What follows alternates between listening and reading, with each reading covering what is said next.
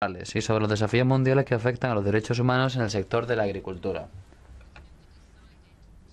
Como saben, decidimos tener esta semana de los derechos humanos del 19 al 23 de noviembre, conmemorando el 70º aniversario de la Declaración Universal de los Derechos Humanos.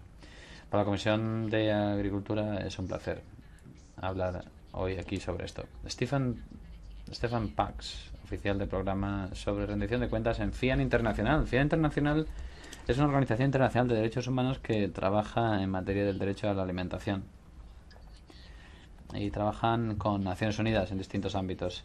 El señor Pax tiene un largo recorrido en este ámbito. Le doy la bienvenida. Y la señora Pulkkinen del SEAE, el Servicio Europeo de Acción Exterior, también está aquí con nosotros. 10 minutos para el señor Baques y 5 para la señora Pulkkinen. ¿Me parece bien? Muchísimas gracias. Lo lamento, he tenido que cortar el tiempo. Gracias, presidente. Una pregunta. Tenemos poco tiempo. ¿Va a haber una sesión de preguntas y respuestas? ¿O es solo presentación? ¿Sí? Gracias. Muchísimas gracias por habernos invitado a estar aquí hoy para hablar de la Declaración de las Naciones Unidas sobre los derechos de los campesinos y otras personas que trabajan en las zonas rurales. Declaración que fue aprobada hace 2 días en la tercera comisión de las Naciones Unidas en Nueva York. Luego volveré a eso rápidamente, esa aprobación. Esta declaración UNDROP es la sigla en inglés que usaremos también en cabina. Esta declaración nos lleva a analizar varias realidades establecidas ampliamente, puntos de partida, digamos. Los campesinos, los pastoralistas y otras personas que trabajan en las zonas rurales son los que aseguran la seguridad alimentaria y la soberanía alimentaria de las comunidades y de la población general. Son ellos los que alimentan al planeta. Hasta el 70% de los alimentos producidos en el mundo los producen a nivel mundial los campesinos, los agricultores a pequeña escala. Y hay salvaguardas en todo esto: calidad de los alimentos, creación de la mayoría del empleo rural, gestión también de los recursos naturales, la salvaguarda de los mismos en general, de forma sostenible y con ello afrontando las cuestiones ligadas al cambio climático. ¿A qué problemas se enfrentan estos productores a pequeña escala? Como saben, las explotaciones agrícolas están desapareciendo rápidamente. Es un fenómeno mundial, ojo, pero también en Europa, claro. En el contexto de la expansión de los complejos agrícolas enormes o en la difusión de las grandes explotaciones, lo que va en desventaja de las pequeñas explotaciones. Los salarios de subsistencia de este sector son muy bajos, a veces por debajo incluso de la línea de la pobreza. También hay concentración de la tierra en beneficio de los grandes propietarios de tierras. También vemos que hay un fenómeno de acaparamiento de tierras global. En la región europea estamos un poco o bastante más protegidos ante estos fenómenos, pero en el resto de regiones del mundo los campesinos y las personas que trabajan en las zonas rurales hacen frente a la criminalización, expulsiones, desahucios, ataques, asesinatos, etcétera. Sepan que la categoría más importante de defensores de derechos humanos, o la que es asesinada más frecuentemente, es la categoría que defiende la tierra. Y esa es una realidad muy triste en toda Europa y en todo el planeta.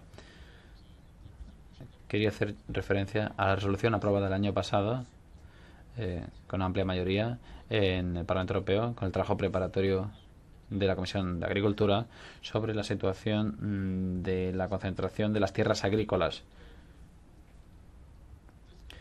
Es interesante saber que este contexto expone que los campesinos hacen frente a discriminación sistemática y sistémica a la que contribuyen las políticas públicas.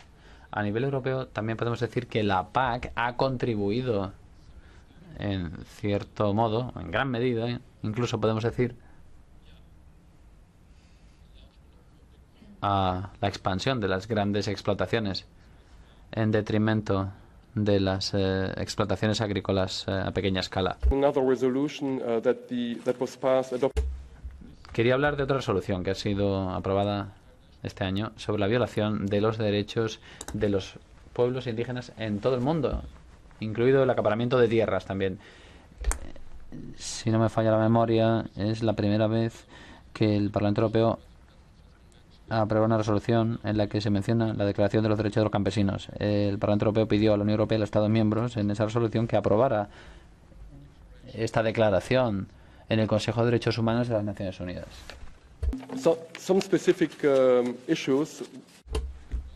Les hablé ya del contexto de los campesinos en el planeta.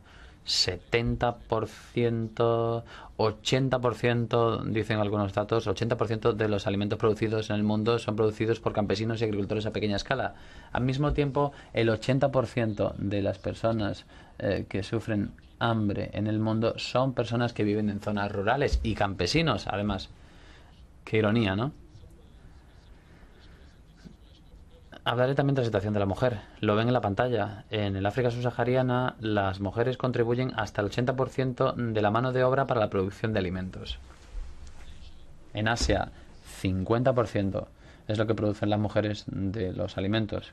América Latina, las mujeres contribuyen hasta un 40% del suministro agrícola del mercado interno. Y pese a todo esto, las mujeres en las zonas rurales figuran entre las personas que más sufren hambre en el mundo y que se ven afectadas de forma desproporcionada por la malnutrición, la pobreza y la inseguridad alimentaria. No queda mucho tiempo, así que me salto lo del proceso de la Declaración de las Naciones Unidas, de la UNDROP.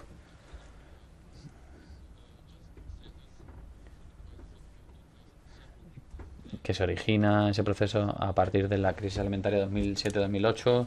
La Vía Campesina, el Movimiento Campesino Mundial, presentó la idea de la declaración al Consejo de Derechos Humanos en Ginebra, un proceso muy interesante. Y la crisis alimentaria de 2007-2008, como digo, fue una toma de conciencia. Fue un momento en el que se reconoció que había que hacer algo. Me salto las distintas sesiones del Comité de Derechos Humanos que abordaron esta temática. En 2012 tuvo lugar la primera sesión del Grupo de Trabajo Intergubernamental y la última sesión fue este año, en 2018.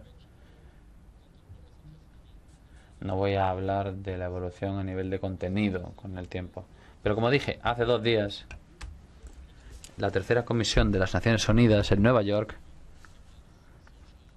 esta comisión que aborda cuestiones sociales y humanitarias, pues esa comisión aprobó la declaración con una amplia mayoría. Con una mayoría de votos a favor, claro. Muchas abstenciones. Y votos en contra también. 7. Esto en diciembre va a pasar a proceso de ratificación. Rápidamente. Ahí ven el mapa. Un mapa que habla por sí solo, en este caso. El comportamiento en esa votación. África, Asia, podemos decir, casi completamente votaron a favor de la declaración. Con alguna excepción en América Latina, 3 países grandes, Brasil, Argentina y Colombia, se abstuvieron. Para la Unión Europea, o la región europea, mejor dicho, esta es la situación. Esta es la región europea, según la reconocen las Naciones Unidas. Aquí ven muchas abstenciones. En blanco. En la Unión Europea, solo 2 países votaron a favor. Portugal y Luxemburgo. Y 3 estados se opusieron: Suecia, Reino Unido y Hungría. Ahí ven que hay otros países, por ejemplo, Suiza, votó a favor. Una buena señal. Y también otros países como Mónaco, Moldavia, Azerbaiyán, Bielorrusia y Serbia.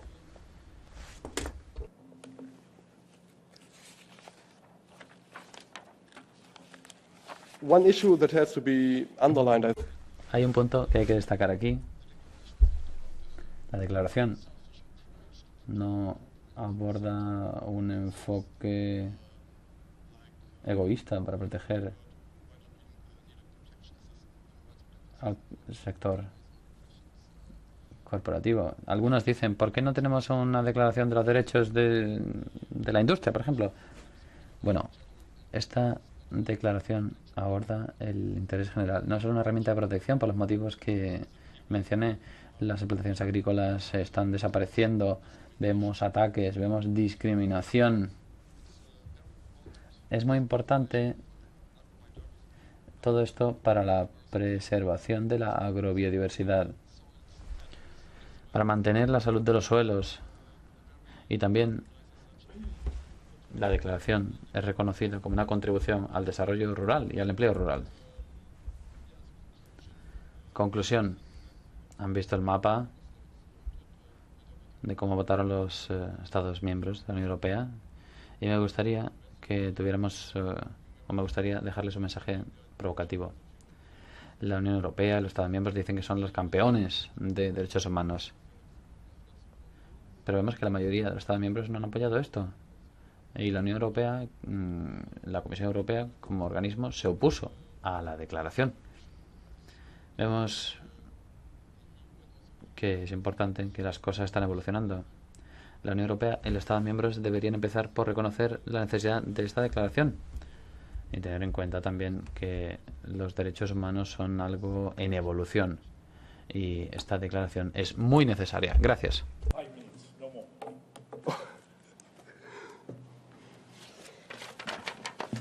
Thank you, Mr. Chair, distinguished members of the committee.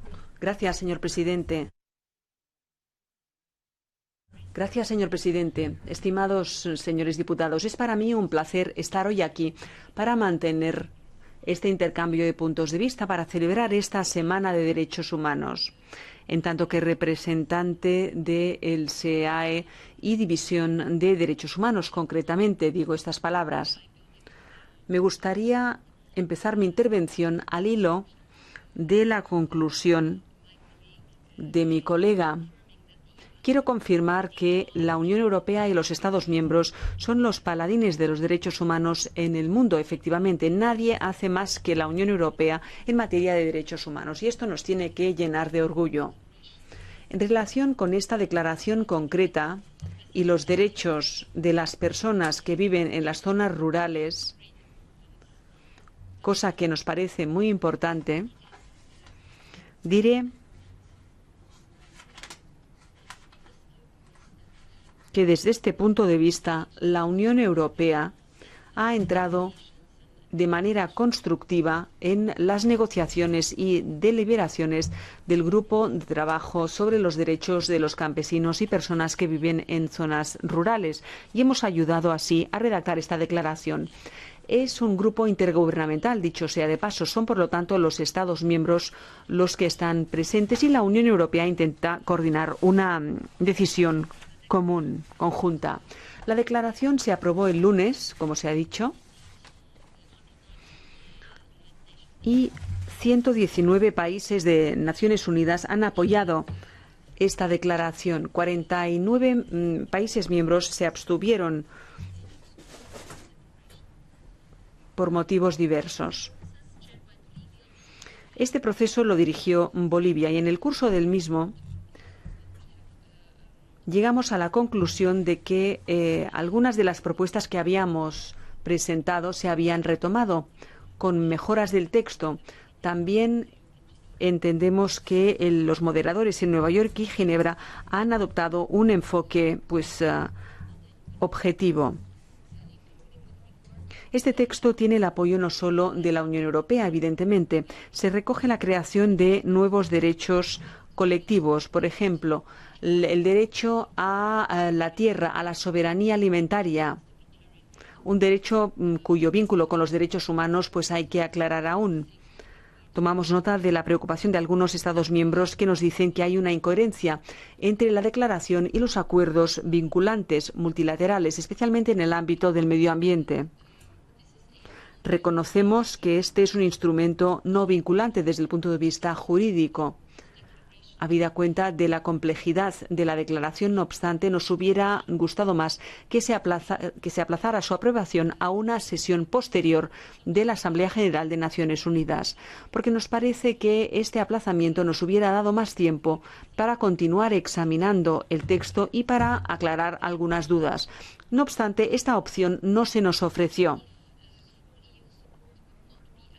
Incluso si no se ha conseguido un apoyo al 100% de la Unión Europea para la aprobación de la declaración, continuaremos colaborando con todos nuestros socios para garantizar que se lucha adecuadamente en contra de las discrepancias y diferencias entre poblaciones urbanas y rurales, para que se puedan llevar a la práctica todos los derechos humanos, económicos, sociales y culturales, también los de aquellas personas que viven en zonas rurales. La posesión de la tierra con seguridad, la tenencia de tierra, es también muy importante para nosotros. La Unión Europea comparte la valoración de que los problemas de tenencia de tierras se deben a la falta de rendición de cuentas. Utilizamos todos los instrumentos a nuestra disposición para garantizar el cumplimiento de las disposiciones aprobadas, por ejemplo, las disposiciones de la Agencia 2030 y los Objetivos de Desarrollo Sostenible. Como respuesta a la Agenda 2030, en junio del año pasado, aprobamos el Consenso de la Unión Europea sobre el Desarrollo, donde se define la estrategia que seguirá en este ámbito la Unión Europea durante muchos años. En este sentido, el acceso a la tierra figura en lugar prominente. La Unión Europea también apoya claramente las directrices voluntarias para el gobierno voluntario de la tenencia de tierras. Y mientras continuamos lanzando llamamiento a los países para que apliquen estas disposiciones, financiamos programas y proyectos por valor de 240 millones de euros en todo tipo de países del mundo. Todas estas acciones se describen perfectamente en un folleto reciente de la Unión Europea al respecto del tema que nos ocupa. En conclusión, quisiera garantizarles que la Unión Europea va a aplicar un enfoque multifacético para que los derechos humanos se puedan invocar y se vean respetados también en el contexto agrícola y rural. Continuaremos con nuestro trabajo para luchar a favor de la aplicación a nivel mundial de los principios del gobierno sostenible y responsable de los recursos terrestres y naturales. Esperamos con muchísimo interés sus comentarios. Interrumpe el presidente. Muchísimo tiempo. 1 minuto para cada uno. 1 minuto. La verdad es que me parece lamentable que para una vez que se aborda una cuestión relacionada con los derechos de los campesinos y campesinas, dejemos el último minuto y que no podamos tener un debate tranquilo, y máxime cuando hemos hablado mucho para organizar este evento. Pero bueno, lo dejo ahí.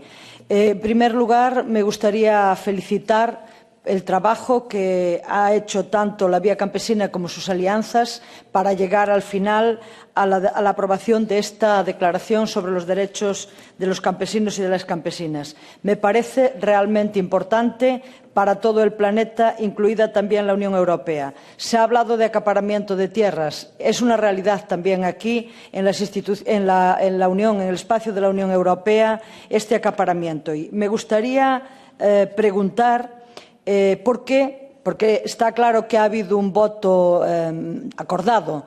¿Por qué la Unión Europea se ha abstenido masivamente? Los países, los Estados miembros de la Unión Europea se han abstenido masivamente, excepto Portugal y Luxemburgo, a los que me gustaría agradecer su posición comprometida con esta declaración. Y también porque me parece que este es un instrumento fundamental para poner los derechos humanos y de los campesinos y campesinas por encima de los intereses cada vez más fuertes y de las agresiones cada vez mayores del capital financiero, de las transnacionales, con lo que hemos hablado, el acaparamiento de tierras, los mercados campesinos, los alimentos, los recursos naturales. Gracias. Madame Hooijboers. Señora Hooijboers. herzlichen Dank fürs Wort. Ich sitze hier. Muchísimas gracias. Estoy aquí sentadita avergonzándome. Me avergüenzo porque la Unión Europea... Estamos aquí toda la semana celebrando los derechos humanos y estamos aquí socavándolos. El mapa nos ha demostrado por dónde pasan las fronteras. ¿Por qué?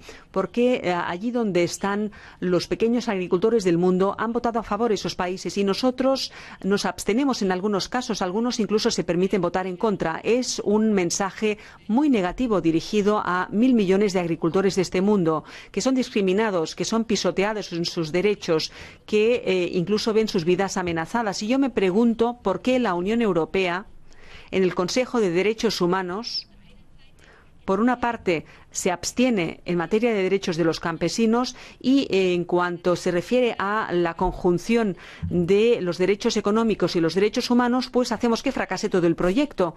¿Cómo se entiende todo esto? Yo lo repito, me avergüenzo. ¿Qué derechos tienen estas multinacionales de la provisión agrícola con respecto a los derechos de todos estos campesinos?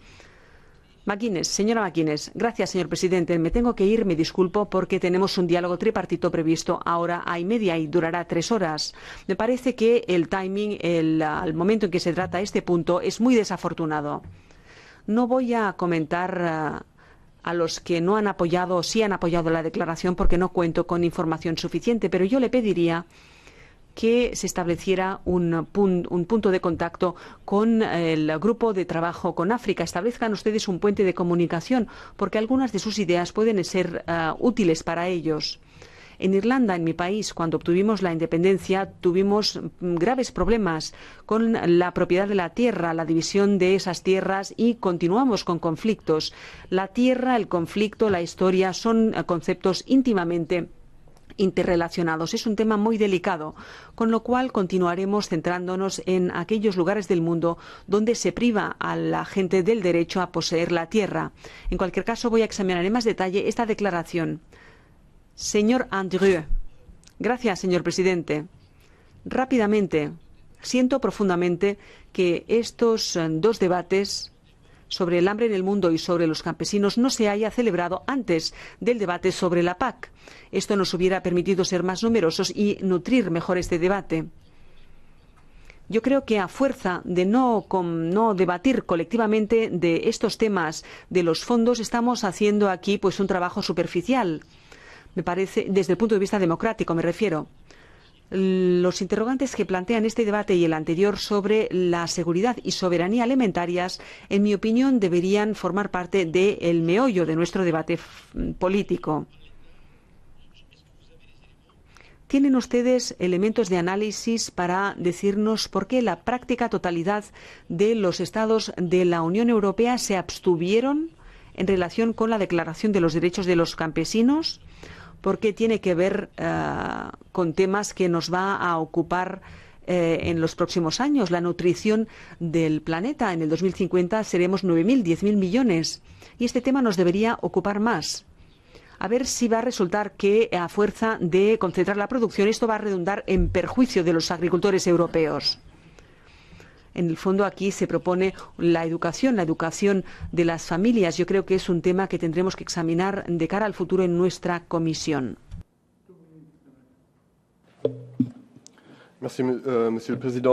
Gracias, presidente. Respuesta rápida en 3 puntos. Para responder a algunas de las preguntas planteadas por los eurodiputados y para reaccionar también directamente a lo que decía el Servicio Europeo de Acción Exterior.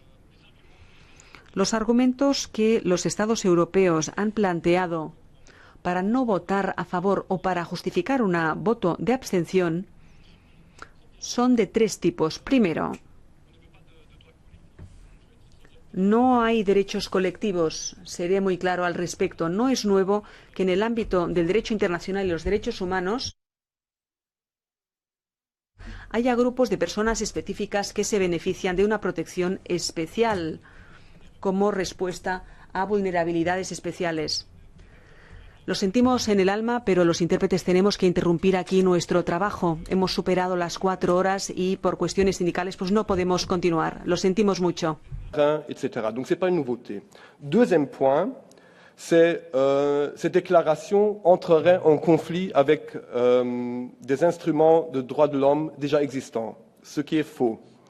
Comme base, il y a la Convention de Vienne sur la loi des traités qui stipule de façon claire et nette que tout nouveau instrument doit être implémenté dans le respect, mais aussi dans le renforcement des instruments déjà existants.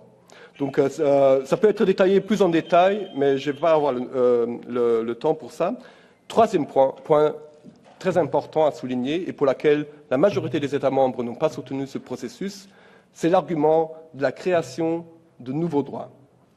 Ici, il faut dire de façon très claire que la déclaration ne crée pas de nouveaux droits.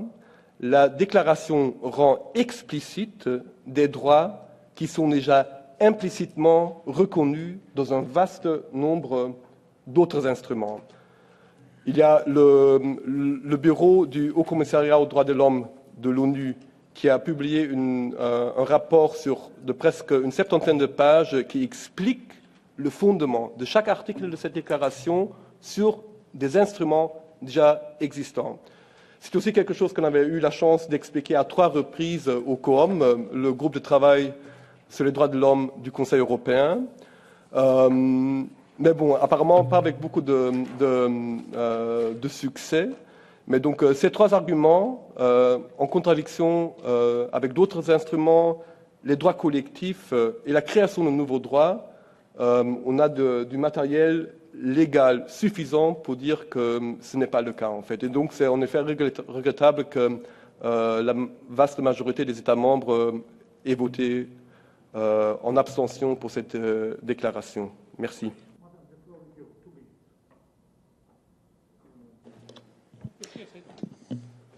Thank you. There were no direct questions, but since the land grabbing was mentioned and the relation to conflict, and this is an extremely relevant question regarding a high EU priority, namely human rights defenders, I also wanted to say a couple of words regarding our investment on human rights defenders. As we are painfully aware of the fact that indeed the defenders that defend land are among the most vulnerable and persecuted in the world. Therefore, there will be a new grant under the European Instrument for Democracy and Human Rights of 5 million for human rights defenders and organizations who work on those issues. In addition to that, we do a lot of work on defenders in our dialogues with third countries, as well as in our statements in the multilateral fora, and we welcome all contributions also related to the right defenders that defend the rights of peasants and people living in the rural areas. Regarding the voting behavior of the European member states, indeed, as I mentioned in my presentation, the UN member states vote in their national capacity, but we try to coordinate a joint position. We gave a general comment on the concerns regarding the declaration after the vote, which presents the joint EU position. There are also various statements by UN member states at the adoption that maybe reflect the reality of concerns that are related to this statement. Let me also conclude by saying that we do take this subject matter very seriously, but we do not enter in international commitments lightly in the interest of safeguarding the very universality of human rights and effective international cooperation that we are celebrating the 70th anniversary in December. Thank you. Okay, thank you so very much. Interesting presentation. I think this is all. Tomorrow we are beginning 9 o'clock. No, Yes? no, coordinators at 8:30 until... Yes, until, yes. Coordinators at 8:30 until... Until committee at 10 o'clock, yes? Committee at 9:15. At 9:15. 9:15. 9:15. 9:15, okay. Yes. See you tomorrow, and thank you. It's all.